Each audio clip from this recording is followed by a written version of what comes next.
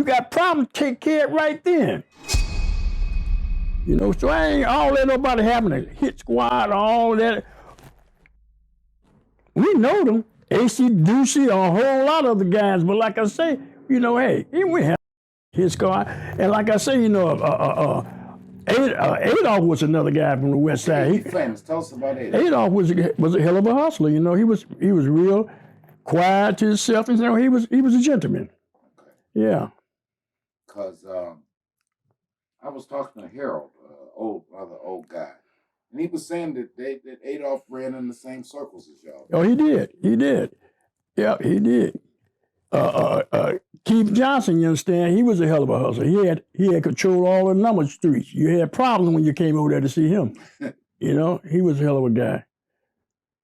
All right. In this article, back when Eddie and them had first hit the paper, they talk about a guy named Jack Crawford. You know anything about Jack? I know Jack. I know him good. Did he hustle down there where y'all was at? No, he was West Side mostly. Mostly West Side. You know, he was handling packages. You know. Yeah, he was a nice guy. What about Maurice Downs? He's in that article. Yeah, he was the one that he moved to California. He was handling a lot. He was distributing stuff to a lot of guys in the city of Detroit. You ever had any kind of dealings with Texas Slim? No, I know him, but I ain't never had no dealing with him. You know, I know the house that Texas Slim had on the West Side. You know, Eddie and us had this guy named Matt Frederick. Yes, he was a real estate street guy. Rest in peace, Matt right. Frederick. He the house that Texas Slim had, it was up for sale, and he took Eddie and us over there to take a look at it. And we were in the basement, you understand. The basement, you understand, with a lot of bullet holes in the basement walls and stuff.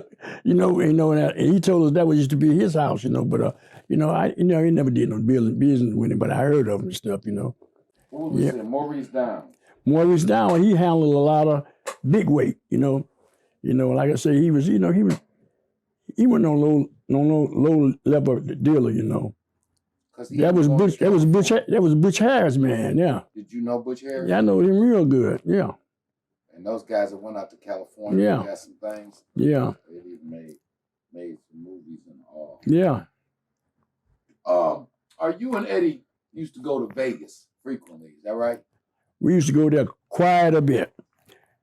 Back at that time, Goldfarb, the bonding agency, they had interest in the Latin casino. Right. So anytime we wanted to go down there, we got everything free except for our phone call, long distance phone calls. And then if we gambling, which we have, gambling, we lose money. And we had a credit line, we can get 100,000 like it wasn't nothing. Wow. And that happened quite a few times. And when we came into Vegas, you understand, all the cab drivers, when they know, the first thing they say, is y'all hooked up with the Jackson crew? Because you understand, they know we was big tippers. And every hole in the city, you understand, they stopped, tried to come to whatever casino we was at. Y'all ain't got that famous. Yeah, oh yeah, we ain't got that big out there. Yeah, we really did, you know. Wow. Everything we was getting a lot of stuff free because of the kind of money we was spending.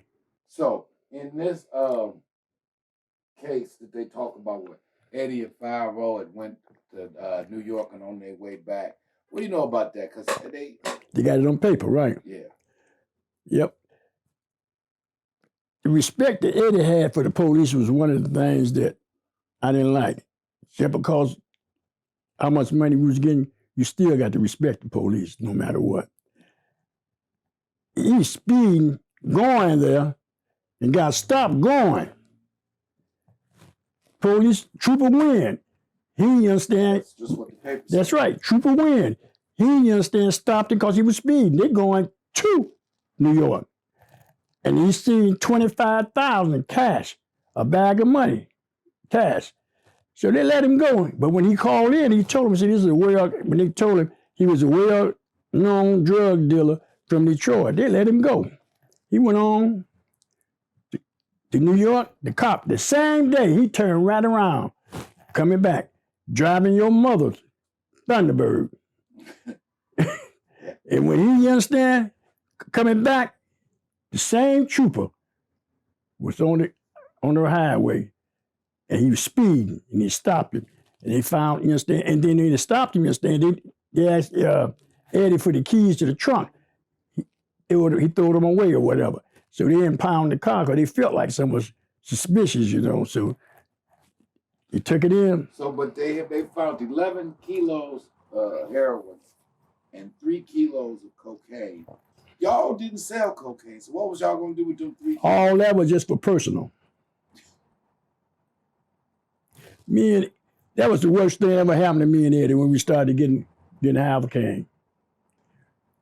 Charlie Dobbs, back in that time, a lot of people they never seen pharmaceutical cocaine. They got 2 different kinds, Merck and Millencroft. Merck is the real light one, look like a quinine. That's the best one.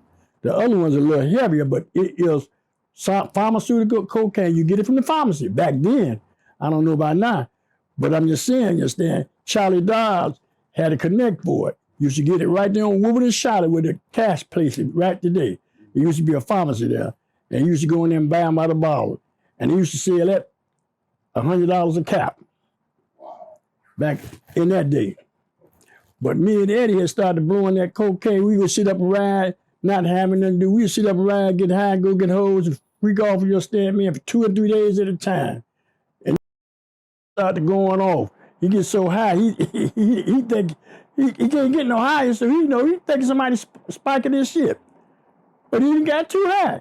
Man, I used to disappear, man, for 2 or 3 months at a time because this saying, hey, it's all right having fun when you go acting and getting paranoid, you understand? That's a dangerous position to be in. And so y'all going through kilos to give away and just Yeah, that's all. Y'all ain't never tried to make no money off no. Not at all.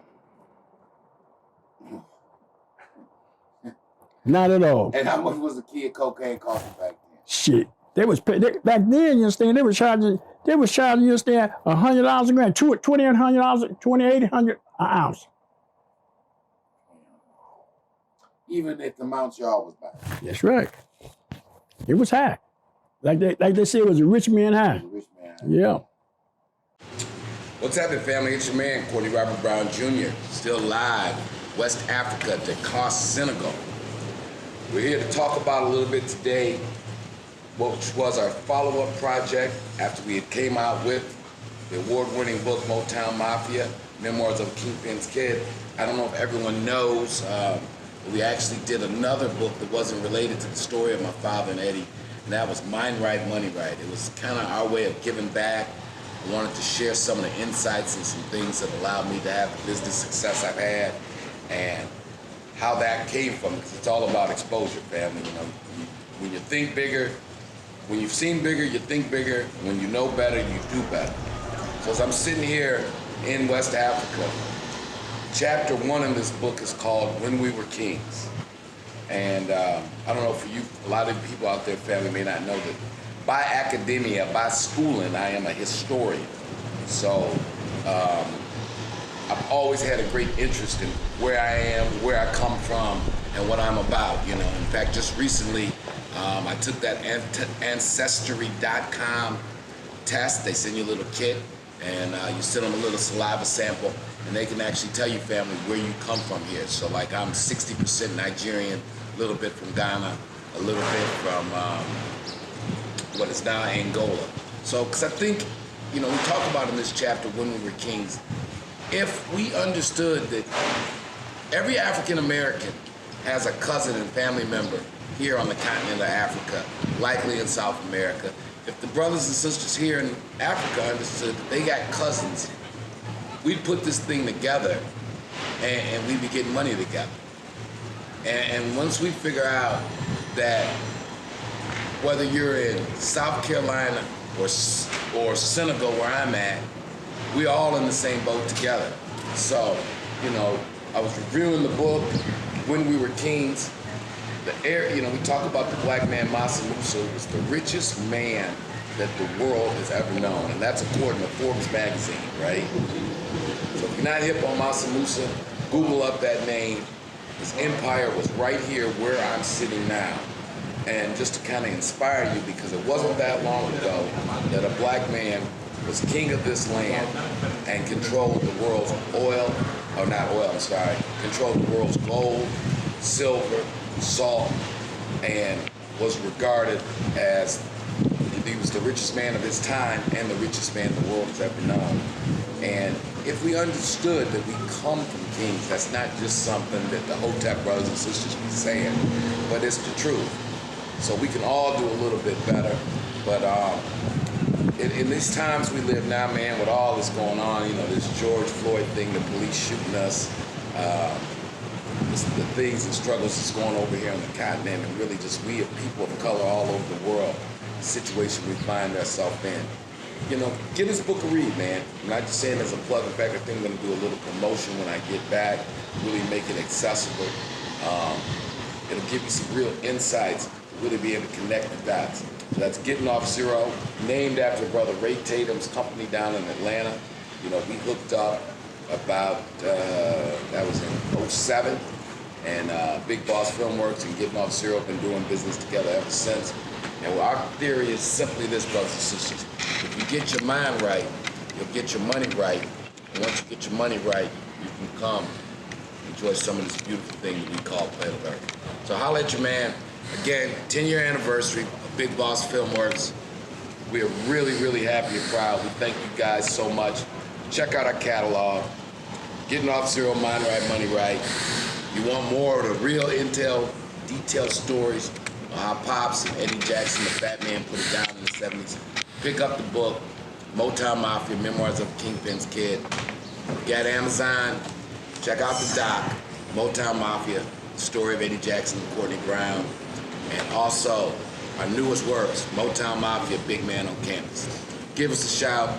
10-year anniversary, Big Boss Filmworks, BigBossFilmworks.com. Salute, peace, and thank you all. I'm out.